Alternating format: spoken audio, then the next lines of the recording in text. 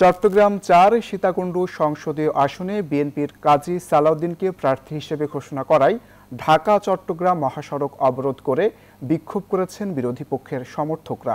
সোমবার সন্ধ্যায় বিএনপির কেন্দ্রীয় অফিস থেকে মনোনয়ন ঘোষণার পর কেন্দ্রীয় বিএনপির সাবেক যুগ্ম মহাসচিব ও বিএনপি চেয়ারপারসনের উপদেষ্টা মণ্ডলীর সদস্য লায়ন আসলাম চৌধুরীর সমর্থকরা মহাসড়কের একাধিক স্থানে ব্যারিকেড দিয়ে বিক্ষোভ করতে থাকে।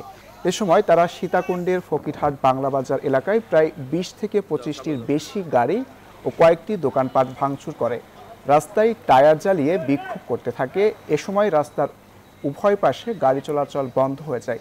এছাড়া মাদারীপুর ১ আসনে বিএনপির প্রার্থী জামান কামাল নুরুদ্দিন মোল্লাকে প্রার্থী হিসেবে নাম ঘোষণা করা হলে ঢাকা মাওয়া এক্সপ্রেসওয়েতে টায়ার জ্বালিয়ে বিক্ষোভ শুরু করেন লাবলু সিদ্দিকীর সমর্থকেরা। এ সময় বিক্ষুব্ধরা কয়েকটি যানবাহনে ভাঙচুর চালায় এবং ঘণ্টাব্যাপী সড়ক অবরোধ করে রাখে। পরে পুলিশ পরিস্থিতি নিয়ন্ত্রণে আনে।